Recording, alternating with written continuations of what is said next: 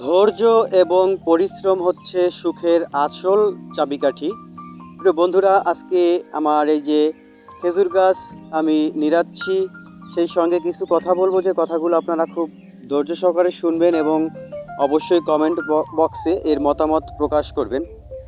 বন্ধুরা, এই যে দেখেন, আল্লাহ তাআলার এই দুনিয়ার মধ্যে আমি কাজী রিপন কখনো রিক্সা চালক, কখনো মাছ ধরার জেলে, কখনো বা মধুয়াল, কখনো বা কৃষক, কখনো বা এই যে গাছি।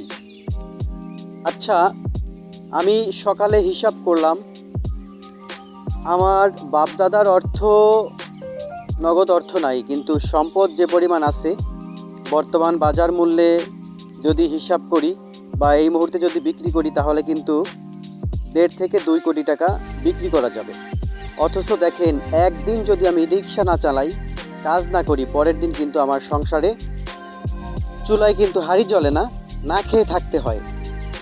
আর আমাদের প্রত্যেকটা সমাজের ভিতরে এমন এমন কিছু লোক আছে, যারা বাজারে দোকানপাটে বসে বড় বড় গল্প করে, কিন্তু সারাদিন তারা কোনো কাজ করে না। 12 মাসের ভিতরে তারা কোনো কাজ করে না, সারাদিন প্যান্ট পরে দোকানে বসে বসে বড় বড় গল্প করে।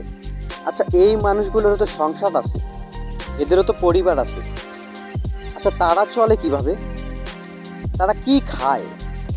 এই জিনিসটা না আমার মাথার ভিতরে মানে খুবই ঘুরপাক খাচ্ছে, যে আমি এতটা পরিশ্রম করি, আল্লাহ তাআলার দেওয়া 4 হাত পাও দিয়ে যে পরিশ্রম করে যাই, তারপরেও আমি আমার সংসার চালাতে গিয়ে হিমশিম খেয়ে যাচ্ছি।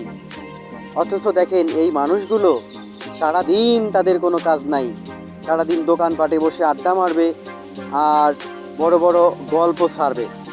আচ্ছা, তারা বাসায় গিয়ে কি খায়? এবং তাদের যে পরিবার আছে, তাদের ঘরে যে ওয়াইফ আছে, বউ আছে, তারা কি রান্না করে, কোথায় পায়? এই জিনিসটা আমাকে খুব মানে টেনশন দিচ্ছে। ঠিক আছে, যাই হোক, প্রিয় বন্ধুরা, অবশ্যই আপনাদের মতামত আপনারা ভিডিওর কমেন্ট বক্সে জানিয়ে দিবেন। আর আমার কথার দ্বারা যদি কেউ কষ্ট পান, অবশ্যই ক্ষমা সুন্দর দৃষ্টিতে দেখবেন।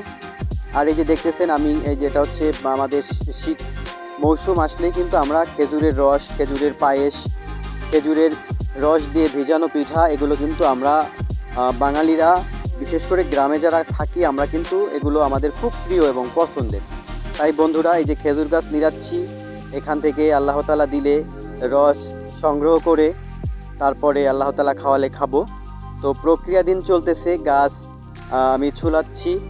এটাই যে এখন ডেগাগুলো ফেলে দেওয়ার পরে তারপরে ভালো করে চাষ দিতে হবে, মানে উপর থেকে কিছু অংশ শেষে ফেলে দিতে হবে। তারপরে 10 থেকে 15 দিন যাওয়ার পরে আবারও এটাকে আবার সুন্দর করে শেষে তারপরে কিন্তু আস্তে আস্তে কাটতে হবে। যাই হোক, ভিডিওটা কেমন লেগেছে অবশ্যই আপনারা জানাবেন।